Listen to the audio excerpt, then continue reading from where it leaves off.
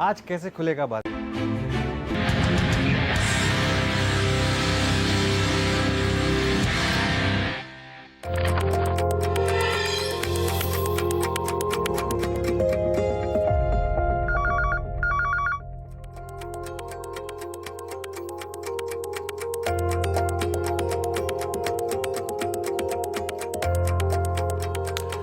नमस्कार, मैं हूं आशीष वर्मा। मॉर्निंग कॉल में आप सबका स्वागत है और स्वागत है आप सबका सीएनबीसी आवाज मोतीलाल ओसवाल स्टूडियोज में। सुबह की टॉप हेडलाइंस के साथ करते हैं शुरुआत। भारतीय बाजारों के लिए आज अच्छे संकेत। एफआईआईज की शॉर्ट कवरिंग की रफ्तार और बढ़ी।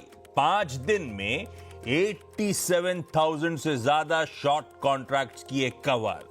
गिफ्ट निफ्टी में 120 पॉइंट्स की तेजी। एशिया में मिक्स्ड कामकाज। शुक्रवार को बढ़त पर बंद हुए थे अमेरिकी बाजार। नए सेबी चेयरमैन तुहिन कांत पांडे की अध्यक्षता में आज सेबी बोर्ड की अहम बैठक। एफपीआई के डिस्क्लोजर नियम हो सकते हैं आसान। साथ ही रिसर्च एनालिस्ट की फीस पर भी राहत संभव।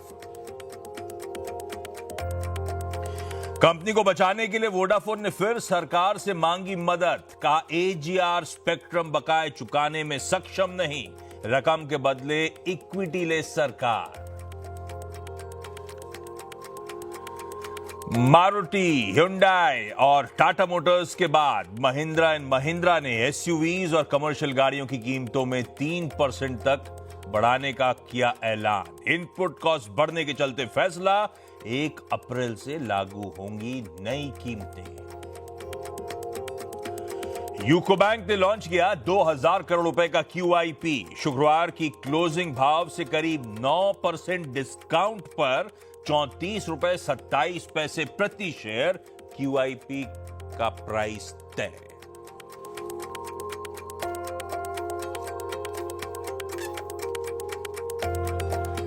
चलिए, सोमवार की सुबह नए हफ्ते की शुरुआत होती हुई और बढ़िया मोमेंटम में भारतीय बाजार।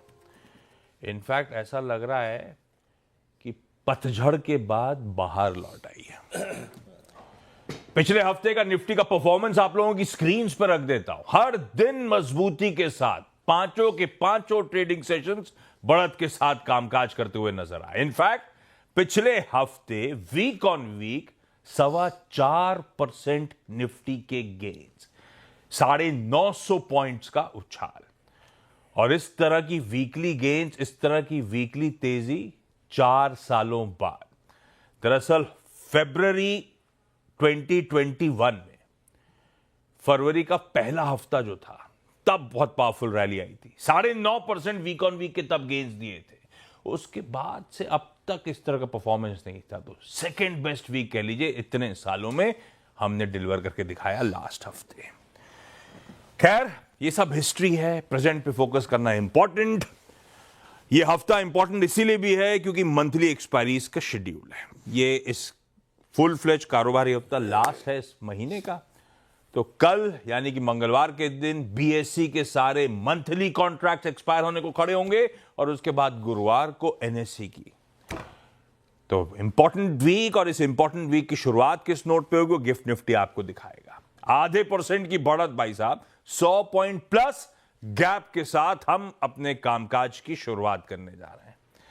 वीकली क्लोज 350 का था, जो 450 की तरफ बढ़ते हुए, उसके ऊपर इस समय हम कामकाज करते हुए शायद खुले, अगर गिफ्ट निफ्टी के संकेत ठीक है। ऐसे में ग्लोब पर नजर लेकर आए गिफ्ट निफ्टी के अच्छे संकेत। अच्छा, गिफ्ट निफ्टी तो देख लिया, एशियाई पीयर्स भी प्लीज स्क्रीन पर रख दीजिएगा क्विकली। किस तरह का मूड माहौल है वो एशिया में आपको नजर आ जाएगा। एशिया, जैसा प्रोड्यूसर साहब ने सुबह लिखा था, ठीक है, मिला जुला कामकाज हो रहा है, वो ज्यादा इंपॉर्टेंट नहीं। अपने लिए इंपॉर्टेंट था यूएस का हैंडओवर। हैंडओवर के लिए तो कोई कंप्लेंट नहीं है। जब हम फ्राइडे को सेशन की समाप्ति कर रहे थे, यूएस के फ्यूचर्स थे 1/3 से 0.5% दबाव में। एक्चुअल सेशन आपकी स्क्रीन पर है, उल्टा तीनों बेंचमार्क्स इन ग्रीन, फ्लैट से 0.5% मजबूत। और साथ में यूएस के आज सुबह के फ्यूचर्स भी रख देता हूं, वो और तेजी तूल पकड़ रही है, आधे से 3/4% तीनों फ्यूचर्स ऊपर। आसान शब्दों में हमने कहाँ यूएस के फ्यूचर्स 3:30 बजे फ्राइडे को छोड़े थे, कहाँ सुबह आज मिल रहे हैं। तगड़ा डिफरेंशियल है, बढ़िया यूएस का हैंडओवर है इक्विटीज के लिहाज से। ऐसे में हुआ क्या, इस तरह की तेजी, इस तरह का मूड क्यों बना? तेजी तो नहीं कहूंगा, हम कुछ गलत डाइजेस्ट कर गए थे, सेशन कुछ और पैन आउट हुआ और आज सुबह लेकिन हाँ मूड अच्छा हो रहा है फ्यूचर्स के लिहाज से। हरमास जुड़ते हुए, हरमास गुड मॉर्निंग, कैसा मूड, कैसे क्यूज? गुड मॉर्निंग आशीष, गुड मॉर्निंग मेरे भाई आपको भी। और सेशन के लिए कंप्लेन नहीं है। हम फ्राइडे को भी ये बात कर रहे थे कि जो रिकवरी आई है उसका टेस्ट फ्राइडे को होगा, क्योंकि जो ऑप्शंस एक्सपायरी होने वाली थी ट्रिपल विचिंग जिसे कहते हैं, वो निचले स्तरों से रिकवरी जैसे आप कह सकते हैं आई, और उस वजह से जो है वॉल्यूम्स बड़े तगड़े थे उस दिन। 21 बिलियन शेयर्स के वॉल्यूम्स थे, जो 2025 के सबसे ज़्यादा वॉल्यूम्स थे। और मगर सेंटिमेंट जो है अभी भी थोड़ा सा ऑन द एज बना हुआ है, क्योंकि काफ़ी सारे एनालिस्ट जो कह रहे थे कि जो एक समय पर कह रहे थे कि आप डिप्स खरीदिए, उनके जो टोनालिटी है वो पूरी तरह से चेंज हो गई, क्योंकि मॉर्गन स्टैनली ने ये कह दिया कि भाई आप पहले हाफ में इस साल के तो नए हाइज भूल जाइए, ऐसा कुछ नहीं होने वाला। मोमेंटम ट्रेडर्स नेट शॉर्ट हो चुके हैं और रिटेल जो है अभी भी खरीदारी करते जा रहा है। $12 बिलियन की खरीदारी उन्होंने 12 से 19 मार्च के बीच में की, ये जेपी मॉर्गन का डेटा है। तो सेंटिमेंट फिलहाल अभी भी ऑन द एज इसलिए भी है क्योंकि 2 अप्रैल पर अब सारी नजरें हैं, क्योंकि वहां पर अब तक कोई क्लैरिटी 2 अप्रैल मतलब वो टैरिफ लगने वाले हैं।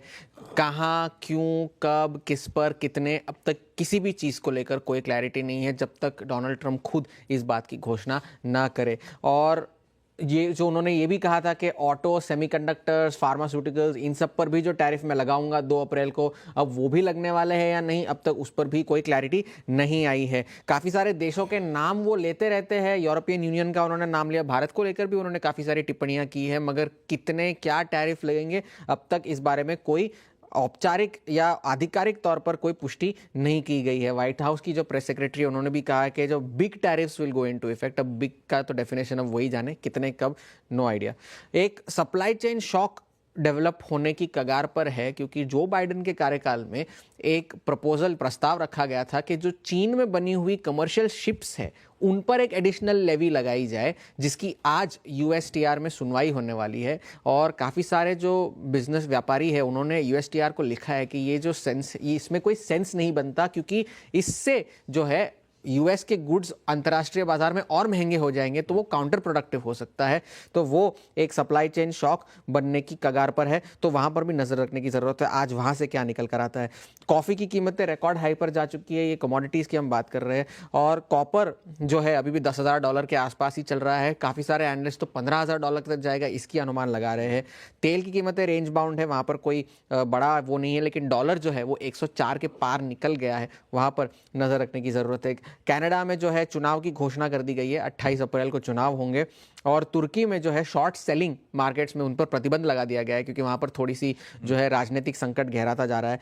और चीन ने ये कहा है कि जो जोर का झटका अगर ट्रंप के टैरिफ से लगा उसका मुकाबला करने के लिए हम तैयार है। इस हफ्ते पीसीई का डेटा आना है, वहां पर नजर रखने की जरूरत होगी। जॉबलेस क्लेम्स आएंगे, ट्रेड डेटा आएगा और कंज्यूमर सेंटिमेंट का डेटा आएगा। तो फिलहाल के लिए आप ये कह सकते हैं कि हैंडओवर स्क्रीन पर तो ठीक ठाक ही लग रहा है, मगर फिर भी थोड़ी सी अनसर्टेनिटी बनी हुई है 2 अप्रैल को लेकर।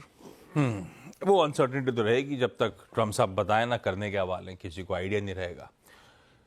पर इक्विटीज का हैंडओवर बढ़िया, अपना स्ट्रॉन्ग लास्ट वीक का मोमेंटम लाइकली है कि कंटिन्यू कर रहा होगा इस एक्सपायरी वीक में।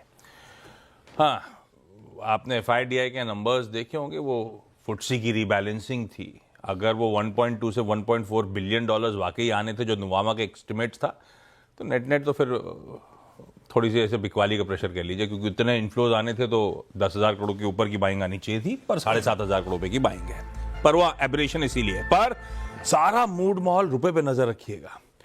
रुपया फ्राइडे को स्ट्रेंथ के साथ कामकाज कर रहा था। इनफैक्ट फ्राइडे को 8th स्ट्रेट ट्रेडिंग सेशन था जब रुपया मजबूती के साथ खड़ा हुआ था। 2.5 महीनों के हाईस पे आके खड़ा हुआ है। एक करेंसी है जो हमें थोड़ी सा भरोसा जगा रही है कि मामला 10 ईयर बॉन्ड यील्ड देखी आपने? 10 ईयर बॉन्ड यील्ड देखी यूएस की कि हमारी कहां पे खड़ी है? Sharpest fall last week 6.62। मतलब आप सोचिए कि नवंबर 2023 के बाद सबसे लोवेस्ट लेवल पे 4 महीने में सबसे बड़े लॉसेस हुए हैं इसी यील्ड में। खैर ये रखिए नजर, क्यूज बढ़िया है, मोमेंटम शायद कंटिन्यू करे, लेकिन फ्राइडे को क्या चर्चा हुई थी, फ्राइडे का निफ्टी स्क्रीन पे रखिएगा। पहले बेस तक डिप्स में खरीदारी करने के मौके ढूंढिएगा 23,145 से 23,081 तक के जोन्स में। वहीं के जोन्स मिले आपको शुरुआती ट्रेड में, उस डिप्स को खरीदा होता तब यह भी कमेंट्री थी कि मस्ट बुक एट 372 390 जोन्स। वहीं पे फिर आके बाजार थकता हुआ कंसोलिडेट करता हुआ नजर आया। स्ट्रैटेजी बढ़िया रही, लेकिन वीरू कैसे बैठ रहे हैं वीकली समीकरण, अब किस तरह का मूव एक्सपेक्ट करें, हमारा गेम प्लान क्या है भाई साहब? अच्छा, एफआईएस का कैश बहुत नहीं है ना? आप नहीं है, अगर नहीं है। भाई आना तो था ही, वो तो फुटसी की रीबैलेंसिंग आना था, उसको एडजस्ट कर लो तो फिर क्या है, 7,500 करोड़ रुपया आया टोटल मिला के। जी।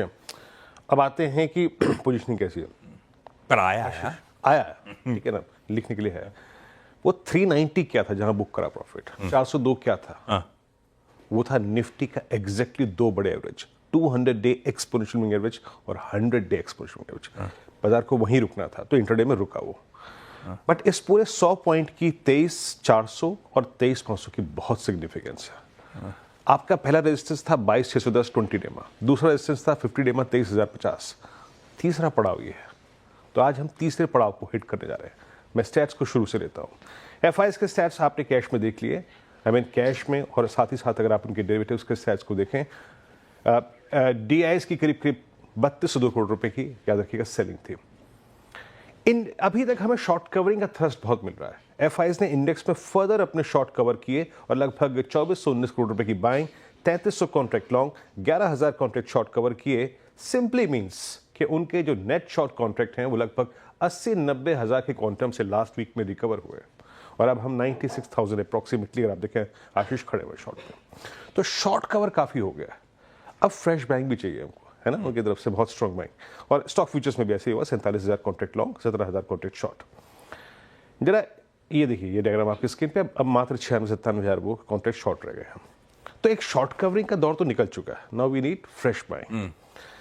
अब आइए आप कॉल की प्लेसमेंट देखिए आशीष, यहाँ पे 23,500 और 600 के दो कॉल राइटर्स ने इतने स्ट्रॉन्ग मोमेंटम के बावजूद कॉल बेची हुई है 23,500 और 600 की। आउटस्टैंडिंग वाइज 70 लाख और लगभग 84 लाख का, दैट्स ह्यूज।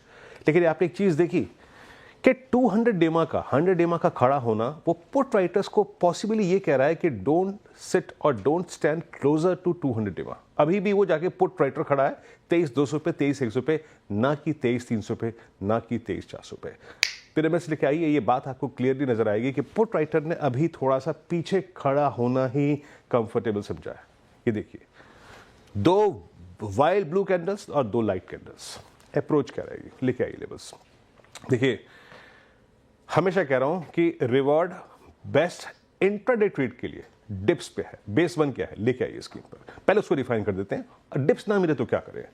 बेस वन है आपकी स्क्रीन पे 23,221, 275, ये डिप मिले डेफिनेटली बाय कीजिए। इवन मैं कह रहा हूं इसके ऊपर 30 पॉइंट, 23,300, ये नहीं मिलता तो ऊपर क्या, देखिए ऊपर की ट्रेजेक्टरी है RS1, it's a difficult one, और वो क्या है समझ लीजिएगा, 23,409 और 23,442, that's exactly 200 and 100 day exponential moving average. ये क्रॉस हुआ तो एक स्विंग टुवर्ड्स 492 एंड 532 मिलेगा। निफ्टी का अगला चैनल फॉर फर्दर 200, 300, 400 पॉइंट्स ये तभी खुलेगा जब आप 532 के ऊपर सस्टेन कर जाएंगे, और in that case first tick will be towards 642। But याद रखिएगा, ये 442, 492, 532 सबसे टफ जोन है। Third toughest zone post 20, post 50 at 200 day में अप्रोच ये रहेगी।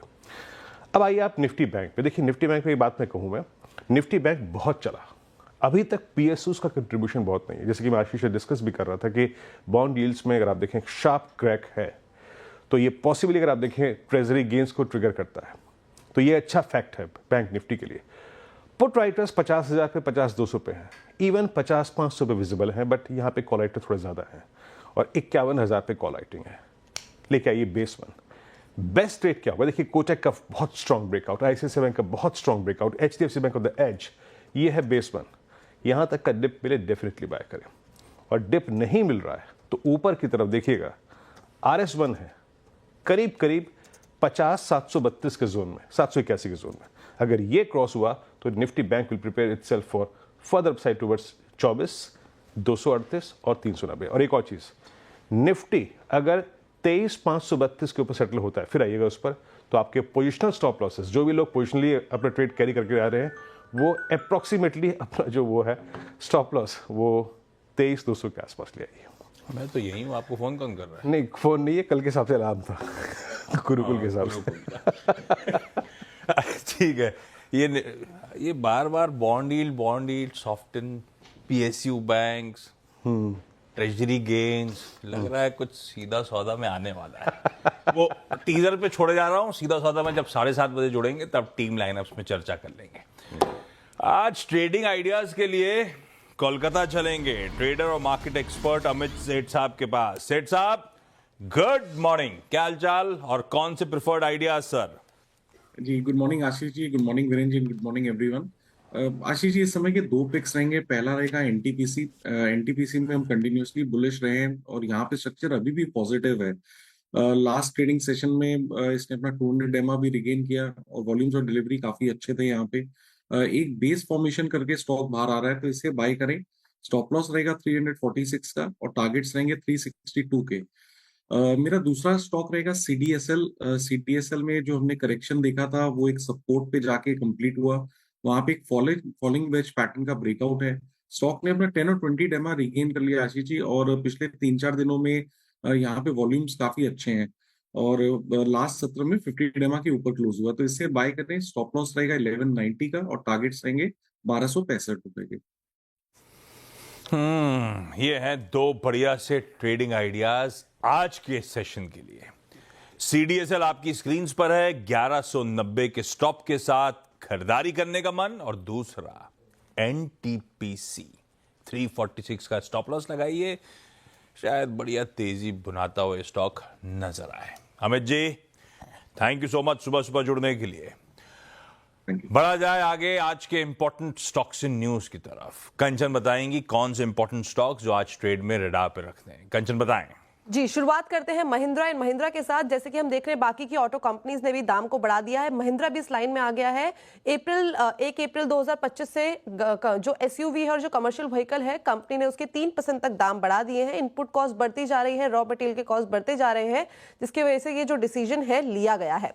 इसके अलावा वोडाफोन आइडिया आज आपकी रडार पे होना चाहिए, क्योंकि यहाँ पे जो वोडा की मुसीबतें हैं वो बढ़ती हुई नजर आ रही है। उसके बाद वोडाफोन आइडिया ने गवर्नमेंट से एक एडिशनल सपोर्ट मांगा है। उन्होंने कहा है कि जो कंपनी का अभी काफी ज्यादा जो कंपनी को है पेमेंट करनी है, उन्होंने सरकार से कहा है कि उसके बदले वो इक्विटी खरीद ले। अगर सरकार इक्विटी खरीद लेती है तो उनका जो परसेंटेज है कंपनी के अंदर वो हो जाएगा 49% का, जो कि अगर अभी करंटली देखें तो करीब करीब 22% का है।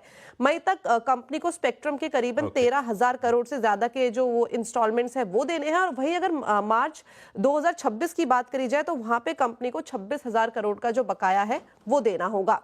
इसके अलावा गोदरेज प्रॉपर्टी रडार पे होना चाहिए, बिकॉज कंपनी ने बेंगलुरु में 10 एकड़ जमीन खरीदी है और प्रोजेक्ट से अनुमान ये जताया जा रहा है कि 2,500 करोड़ की कंपनी को रेवेन्यू आता हुआ दिखाई दे। UCO bank, according to sources, UCO bank का 2,000 करोड़ का क्यूआईपी लॉन्च है, जो कि अगर फ्लोर प्राइस देखा जाए तो वो 5% डिस्काउंट है करंट प्राइस से, और यहाँ पे अप्रोक्सीमेटली 32 पॉइंट पर शेयर का क्यूआईपी है जो इस प्राइस पे आता हुआ दिखाई देगा। कुछ सरकारी कंपनीज भी है जो आज फोकस में है, जैसे कि एनसीसी करीबन 1,480 करोड़ की प्रोजेक्ट के लिए कंपनी को ऑर्डर मिलता हुआ दिखाई दिया है बिहार के दरभंगा से, और ये ऑर्डर जो है वो मेडिकल कॉलेजेस के लिए, जिसको आने वाले 42 मंथ्स में कंप्लीट करना होगा। एनएमडीसी यूनियन की जो हड़ताल है वो कंप्लीटली खत्म हो गई है, और बेसिकली जो ये पूरी की पूरी हड़ताल चल रही थी 10 जनवरी से कंपनी को जो है वो वेज सेटलमेंट नहीं हुआ था, उसको चलते हुई हो रही थी। रखिए स्टॉक्स रडार पे।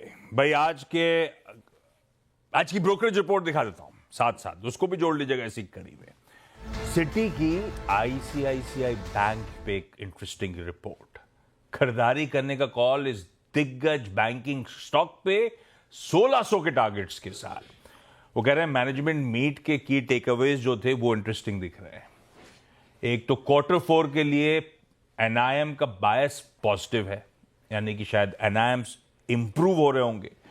जो अनसिक्योर्ड स्ट्रेस है अब वो स्टेबलाइज हो रहा है, और इनफैक्ट अनसिक्योर्ड सेगमेंट्स में अब ग्रेजुअली ग्रोथ पिकअप होती हुई नजर आ रही है, और ये सारे समीकरण अच्छे लग रहे हैं। इसीलिए 1600 के लक्ष्य के साथ लंबी अवधि के लिए अट्रैक्टिव लगता है सिटी को ये काउंटर। इस नोट पर क्विकली छोटा सा ब्रेक के उस पर जब लौट के आऊंगा तो आज का इवेंट्स कैलेंडर और साथ साथ कमोडिटी स्ट्रैटेजीज।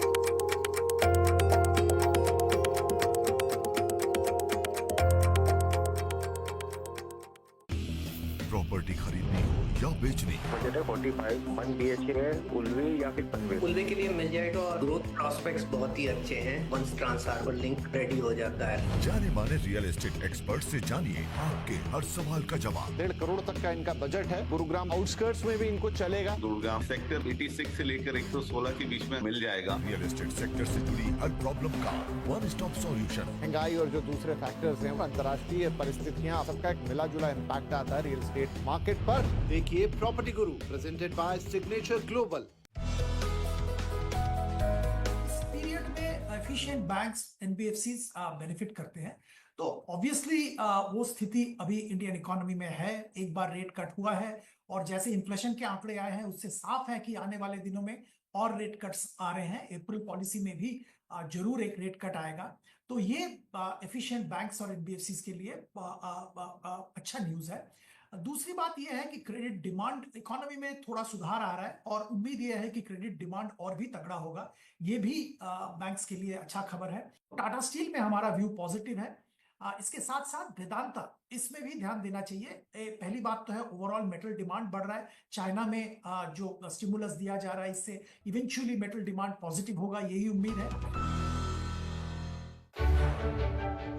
निफ्टी का ये लेवल 30,440 अगर होल्ड कर रहा है तो शायद हमारा दिन अच्छा हो सकता है। अपने पहले ट्रेड से बनाइए अपनी हर मॉर्निंग को रॉकिंग। लॉजिकली अगर इतना रुपये वीक होगा तो बैंक्स गिरने चाहिए और आईटी चलना चाहिए। मार्केट के सबसे अनुभवी और भरोसेमंद एक्सपर्ट्स के साथ जिस तरह से स्ट्रेंथ बनी है, ये 350 एफआईआईज और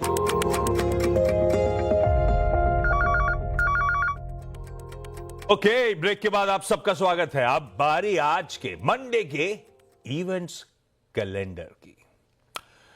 सबसे पहले आरबीआई आज कुछ स्टिंग नहीं प्ले कर रहे हैं, ग्राफिक भी नहीं दिखा रहे। हाँ, आरबीआई आज $10 बिलियन का यूएसडी रुपी स्वैप ऑक्शन कर रहा होगा। बेसिकली लिक्विडिटी झोंकने के लिए जो तमाम स्टेप्स अनाउंस कर रहे थे उस कड़ी में आज ये होना है। पार्लियामेंट में आज फाइनेंस मिनिस्टर फाइनेंस बिल लेकर आएंगी लोकसभा में कंसिडर करने के लिए और उसे पास कराने के लिए।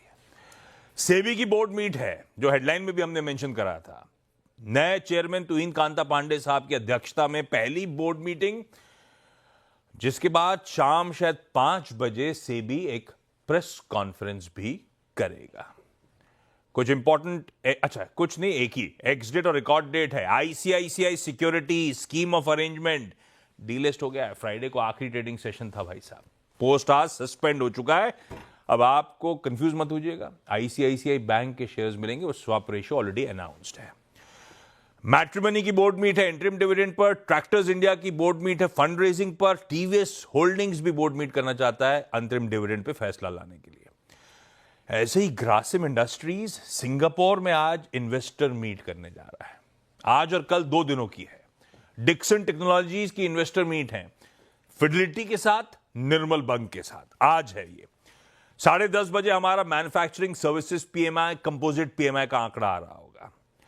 आईपीएल के खैर मैच शेड्यूल तो रोज मैं मेंशन करता रहूंगा। रिपोर्ट सजेस्ट करती हैं पहले यूएस और रशिया मुलाकात कर रहे थे सऊदी अरेबिया में, आज यूएस और यूक्रेन की मुलाकात होनी है सऊदी अरब में।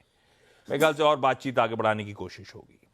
और ये इंपॉर्टेंट है, सरकारी बैंक्स की एक important union United forum of bank unions ने 2 दिनों की nation wide bank strike announce करी है आज और कल। कई सारे डिस्कशंस थे जो मीटअप नहीं हुए। इसमें एक सबसे इंपॉर्टेंट जो था उनकी मांग, 5 डे वर्क वीक चाहिए उनको। तो कई सारी मांग थी, उनमें से 5 डे वर्क वीक की भी मांग थी, पर वो शायद मानी नहीं गई है, इसीलिए स्ट्राइक पे। तो आज शायद आप कई सारे सरकारी बैंक्स के कामकाज डिस्टर्ब हो रहा होगा। खैर, कमोडिटीज पे जाऊं, अनुज गुप्ता साहब को दिखाई दीजिए। एचडीएफसी सिक्योरिटीज के हेड कमोडिटी और करेंसी अनुज गुप्ता साहब आज मदद करेंगे। तब और अब की सेकंड प्लेट एक बार दिखा दीजिएगा। बॉन्ड यील्ड्स थोड़ी बहुत यूएस की इंचअप हुई है। मैं इक्विटीज के लिहाज से कह रहा हूं। फ्राइडे 3:30 से आज सुबह की कहानी आपकी स्क्रीन पर है। हॉर्माज ने कहा था 104 के ऊपर डॉलर इंडेक्स पहुंच गया है। हाँ, वो खैर फ्राइडे को भी पहुंचा हुआ था, उसके ऊपर ही चल रहा है। कच्चा तेल माइनर इंचअप दिखा रहा है और सोना थोड़ा सा नरम पड़ा है, बहुत थोड़ा, मतलब बेसिकली कंसोलिडेशन कह लीजिए अक्रॉस द बोर्ड। ऐसे में फिर एक्सपर्ट की मदद चाहिए। अनुज जी बताएंगे पैसा कैसा कमाना है। अनुज जी, आज के preferred trade sir, commodity calls कौन सी? गुड मॉर्निंग आपको। Good morning Ashish ji. देखिए, कहीं ना कहीं एक सीज फायर वाली बात सामने आती हुई दिख रही है, तो एक क्रूड की डिमांड हमें लगता है कि बढ़ सकती है और पिछले हफ्ते भी हमने एक अच्छी खासी रिकवरी देखी थी। तो क्रूड में बाय ऑन डिप्स की स्ट्रेटेजी रहेगी, करीबन 5880 के आसपास क्रूड में खरीदारी करें, 5805 का स्टॉप लॉस लगाएं, 5980 का टारगेट देखा जा सकता है। और कहीं ना कहीं अगर आप देखेंगे तो मेटल्स में थोड़ा सा नरम रुख होता हुआ दिखाई दिया है, तो हमें लगता है कि मेटल में कहीं ना कहीं थोड़ी बिकवाली देखी जा सकती है। तो इसमें जिंक हमें लगता है कि सेल के लिए यूज कर सकते हैं, तो करीबन 275-50 के आसपास जिंक में बिकवाली करें, 277-80 का स्टॉप लॉस लगाएं, टारगेट 270-80 तक देखने को मिल सकता है। तो मेटल्स में थोड़ा सा नरम रुख देखने को मिल सकता है।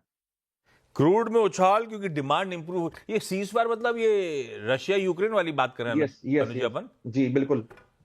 अरे ये सीज फायर होगा तो सप्लाई का ओवरहैंग नहीं बन जाएगा क्या?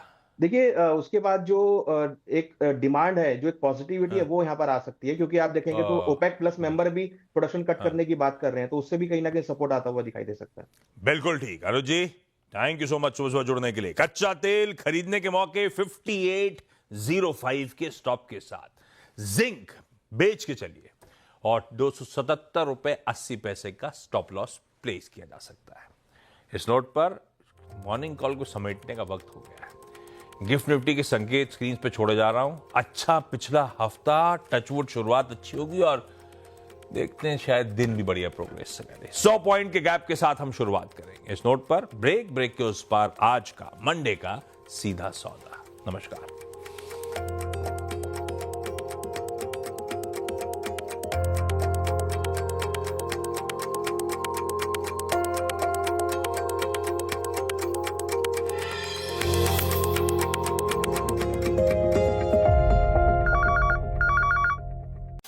बाजार शुरू होने से पहले कीजिए मुनाफे की तैयारी। अपसाइड में चेज ना करें, 2200 तक के टारगेट है। डिप्स में खरीदारी करने के मौके यहाँ ढूंढिए। जानिए सेंसेक्स और निफ्टी की कैसी होगी चाल। कल निफ्टी ने क्लोजिंग स्टॉप लॉस को रिस्पेक्ट किया, इसलिए मैं कह रहा हूँ स्टॉप लॉस को रिस्पेक्ट करें। और कौन से स्टॉक्स आपको बनाएंगे मालामाल।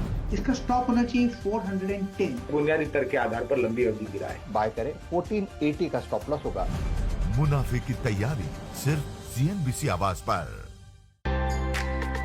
एक धमाकेदार लाइव शो। हमें आज सूरत, लखनऊ, चेन्नई जाना है। महिलाओं की निवेश से जुड़ी हर क्वेरी का सॉल्यूशन। 4-5 साल पहले जो शेयर्स लिए थे, कुछ लॉस में है, कुछ प्रॉफिट में है। तो मेरे पास 600 शेयर्स हैं, क्या इनको होल्ड ऑन रखना चाहिए? कौन सा टारगेट होगा ताकि मुझे अच्छा प्रॉफिट हो? बेहतरीन इन्वेस्टमेंट आइडिया जाने माने मार्केट एक्सपर्ट्स के साथ। पार्शियल प्रॉफिट की मैं राय दूंगा। तो इन्होंने जो निवेश की थी पूंजी, वो तो लौट आएगी और थोड़ा बहुत मुनाफा भी लौट आएगा। देखिए, सास बहू और सेंसेक्स सिर्फ CNBC आवाज पर।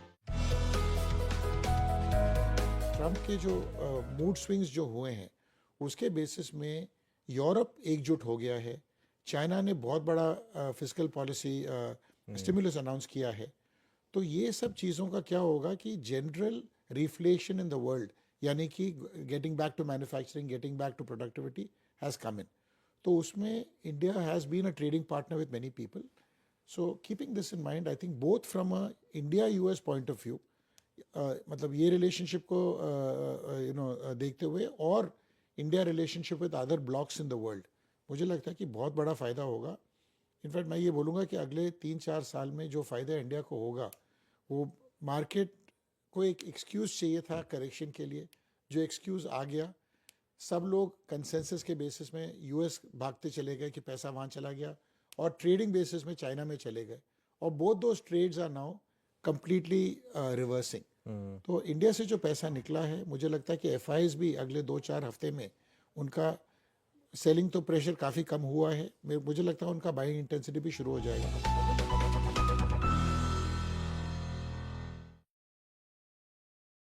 टैक्स हार्वेस्टिंग, वो बहुत ही इंपॉर्टेंट है। दो तरह की टैक्स हार्वेस्टिंग के बारे में हम हमेशा बात करते हैं, शायद से कुछ लोगों को नहीं भी पता होगा, पर दो चीज़ क्या है, दो बातें क्या है।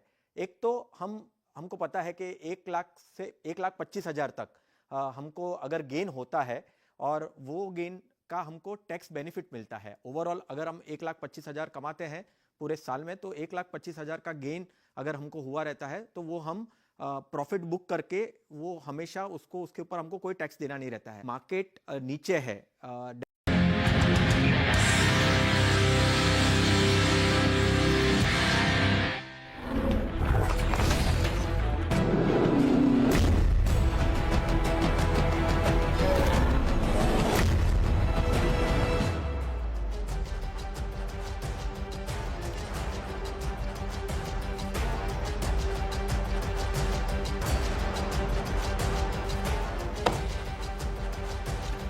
ऐसे हुई।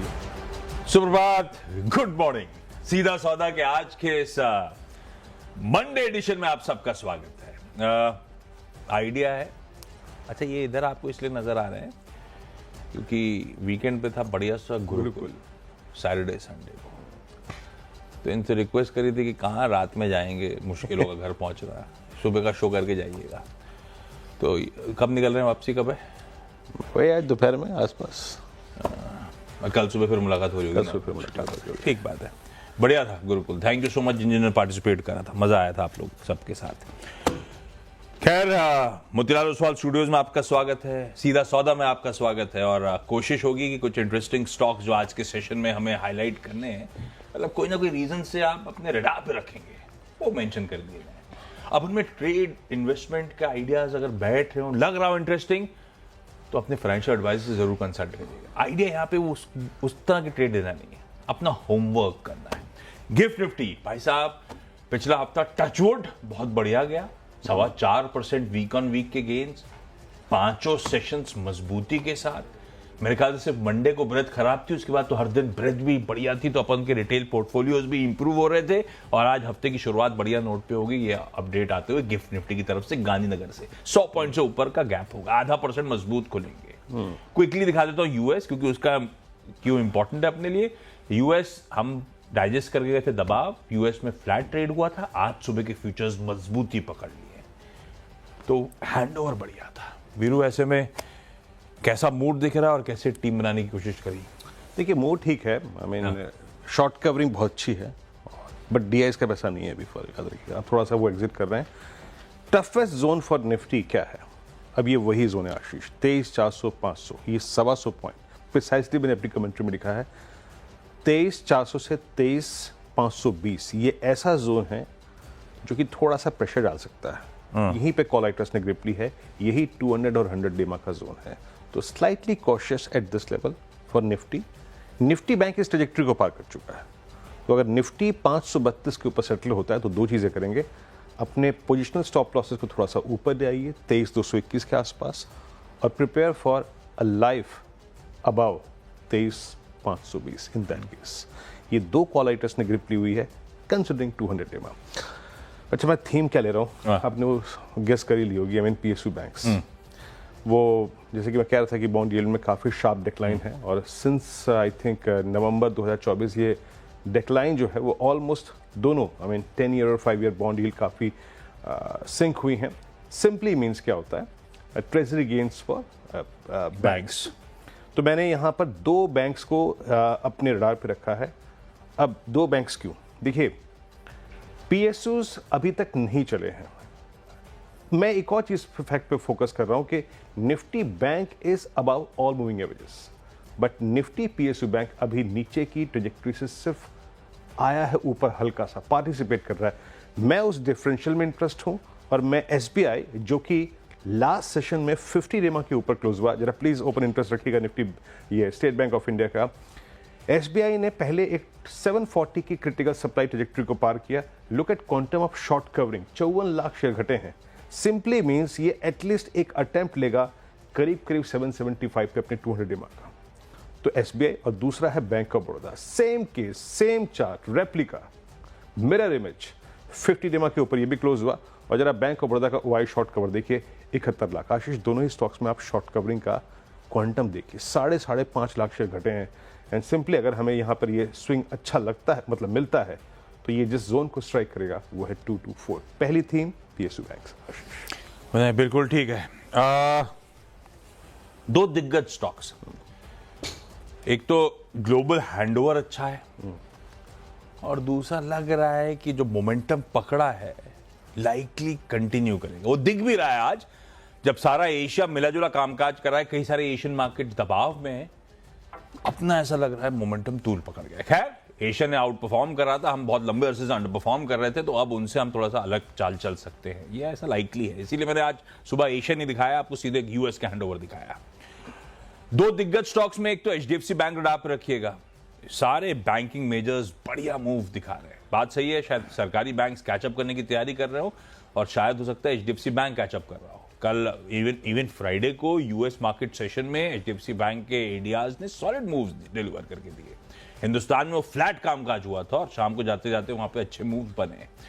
रखेंगे HDFC बैंक को रडार पे, होपिंग कुछ और मोमेंटम, कुछ और गेन्स ईक आउट हो सकते हैं और बढ़िया पेडिग्री है। हाँ खैर परेशान सबको कर रही है, कब तक पता नहीं। वो कंसोलिडेशन खत्म होने का नाम ही नहीं ले रहा है। वो मोमेंटम, वो फाइनेंशियल्स में मोमेंटम लौटा नहीं, वो अपनी जगह पर स्टॉक बढ़िया लग रहा है कि शायद पोजीशन है। ऐसे ही दूसरा थोड़ा सा चैलेंजिंग पॉकेट है, रह रहे के कंसर्न्स एमिनेट होते हैं, तो थोड़ा सा आज के लिए सिर्फ ग्रीन लेके चल रहा हूं। इन्फोसिस, होपिंग की थोड़ा सा IT। अच्छा नैस्डैक के मूव्स भी बढ़िया बन रहे हैं, पर नैस्डैक से अपना कोई खास लेना देना नहीं है, हमेशा ध्यान रखिएगा। सेंटीमेंट पॉजिटिव हो जाता है, पर नैस्डैक में जिस तरह की IT कंपनीज लीड करती हैं उनसे अपना बिजनेस मॉडल एकदम अलग है। अपने को चाहिए यूएस के बैंक्स की बढ़िया हेल्थ, फाइनेंशियल सर्विसेज सेक्टर की बढ़िया हेल्थ, वो IT के लिए एक्चुअली लॉन्ग टर्म पॉजिटिव बनता है, पर वो अपनी जगह। हैंडओवर इसका भी इंटरेस्टिंग है। अगर बाजार अच्छा मूड माहौल कंटिन्यू करने की तैयारी कर रहा है एक्सपायरी वीकली मंथली एक्सपायरी के वीक में, तो शायद थोड़ा बहुत IT वापस गेन्स चैनलाइज करने की कोशिश कर सके, हो सकता है, क्योंकि बीच में बहुत पेन बना है।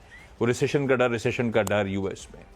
अभी तो फेड खुद भी कंसर्न नहीं दिख रहा रिसेशन को लेकर। पॉसिबिलिटी थोड़ी बढ़ गई होंगी, लेकिन बहुत दूर दूर तक ऐसा कोई रिसेशन का खतरा है नहीं।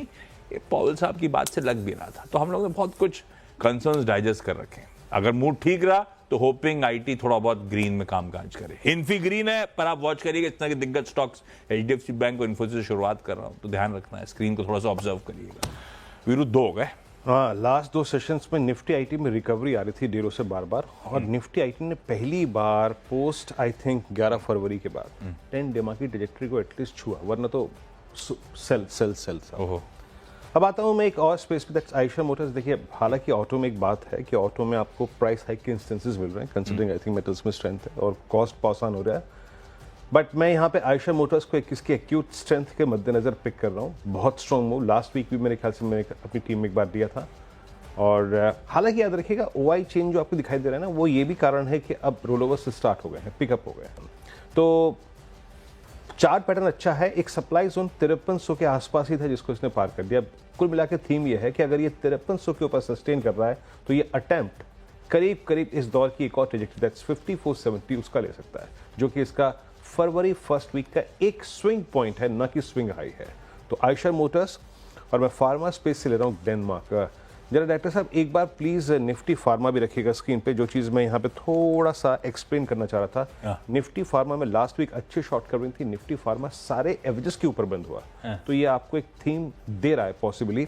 ग्लेनमार्क अपनी एक स्लोपिंग डाउनवर्ड चैनल, ऑलमोस्ट जो चैनल करीब अक्टूबर से स्लोप कर रही थी, फॉल कर रही थी, उससे बहुत अच्छी तरीके से बाहर निकला है और सारे एवरेजेस के ऊपर क्लोज हुआ है ग्लेनमार्क। खबरें भी बहुत आ रही है और अच्छी खबर आ रही है, मतलब USFDA का मूड ठीक हो गया, मूड ठीक हो रहा है, और एक बार ठीक होता है तो कुछ समय परसिस्ट करता है और बिगड़ता है तो लंबा बिगड़ा रहता है। फिर वो निकल जाते हैं अपना रोडवेज की बस पकड़ के, सारे प्लांट कवर गोवा पे, खास तौर पे गोवा पहुंचते हैं।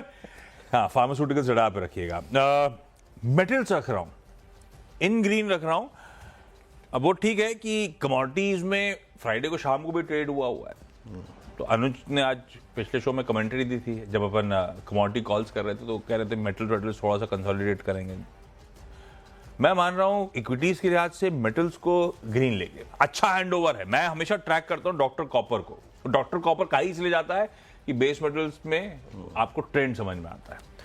तो इक्विटीज के लिए ना फ्राइडे को 3:30 बजे कॉपर लगातार इंच अप कर रहा है, $5 के ऊपर है, 5.05 पे था फ्राइडे को एग्जैक्टली 3:30 बजे क्लोज पे।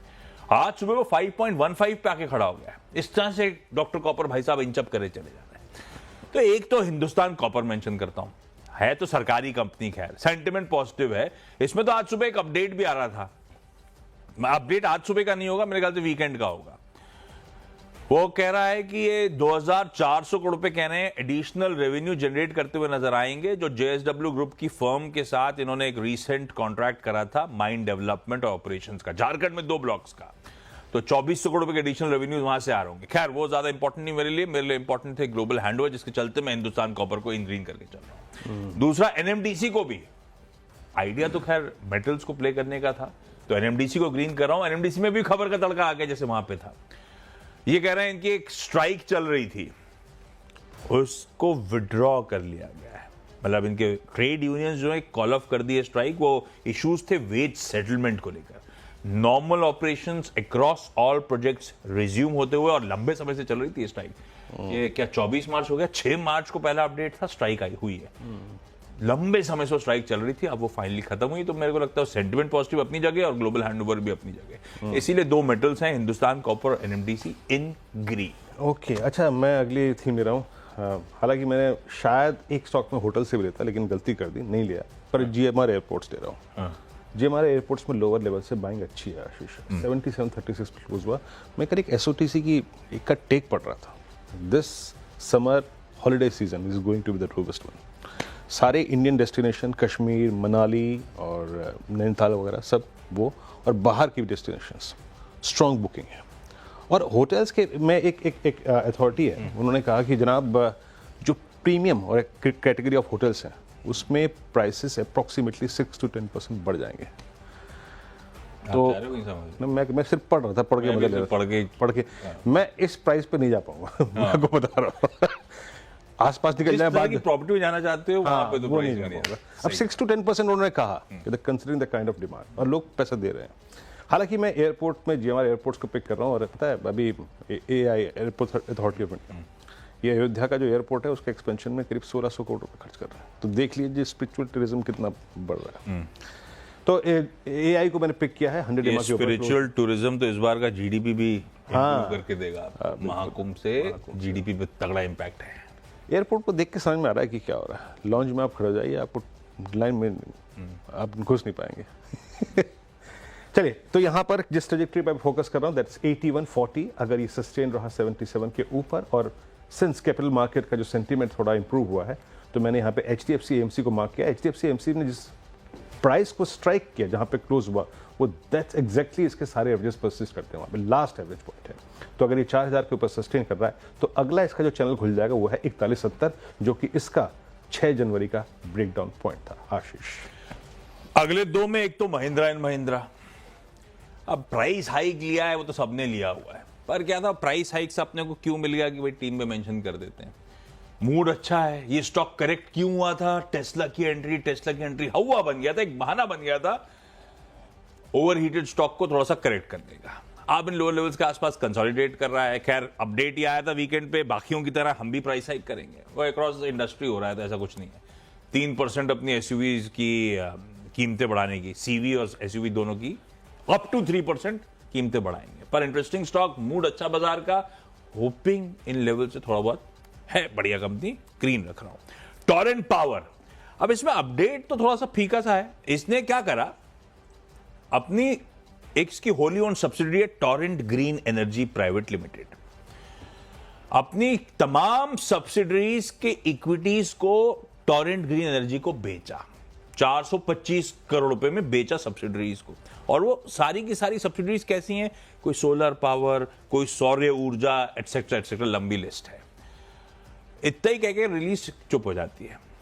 अब इस तरह की सब्सिडीज का रीच, एक सारा रिन्यूएबल एक आर्म में सारा ट्रांसफर करने की तैयारी, ग्रीन एनर्जी पोर्टफोलियो को बिल्ड करने की तैयारी, तो बट ऑब्वियसली सबके सब अपने ग्रीन एनर्जी को वैल्यू अनलॉकिंग कर रहे हैं, शायद उसी तरफ ये कंपनी बढ़ रही है, ऐसा इंटरप्रिटेशन है। कंपनी ने कुछ नहीं कहा है, तो मैं early signs of value unlocking की तरफ बढ़ने की सब कर रहे हैं, करेंगे, ये भी करेंगे, आज नहीं तो कल आएगा ये, लेकिन इन ग्रीन रखते हैं आज इन डेवलपमेंट्स के बीच में और इंटरनल बिजनेस रीजेक के बीच में। 6 स्टॉक्स पूरे, क्विकली छोटा सा ब्रेक के उस पर जब लौट के आएंगे तो अगले 4 स्टॉक्स पे बातचीत।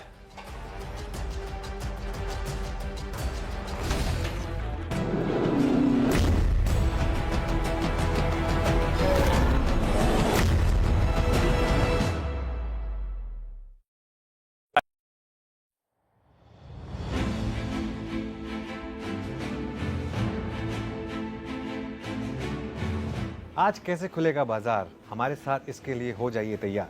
कैसा है बाजार का सेटअप, एफआईज और डीआईएस की क्या है पोजीशनिंग, क्या है मार्केट के लिए बड़े ट्रेंड्स, निफ्टी और बैंक निफ्टी पर क्या हो trading strategy. Future in option market की पूरी बारीकियां, कल के डेटा क्या कहती है डेरिवेटिव्स की रिपोर्ट। बाजार का हर छोटा बड़ा इंसाइट, नहीं छूटेगा कुछ भी, तैयारी होगी टाइट। लोकल के साथ ग्लोबल मार्केट की चाल, मैं बताऊंगा दुनिया के बाजारों का हाल। मार्केट की बड़ी एक्सक्लूसिव पे आपका गाइड, ब्लॉक डील हो या फंड रेजिंग, हर बड़ी खबर पे सबसे पहला इंसाइट। खबरों के खिलाड़ी देखिए मेरे साथ, बाजार की हर छोटी बड़ी खबर लगेगी आपके हाथ। ब्रोकरेज की कहाँ है नजर, बिग ब्रोकरेज बेट्स में दिखेगा पक्का असर। सत्ता के गलियारे की हर हलचल, पॉलिसी मेकर्स के हर फैसले पर पैनी नजर, बाजार, इकोनॉमी और आप पर असर डालने वाली हर खबर। इन्वेस्टर्स और ट्रेडर्स दोनों के काम की बात, समझिए मार्केट की पल्स मेरे साथ।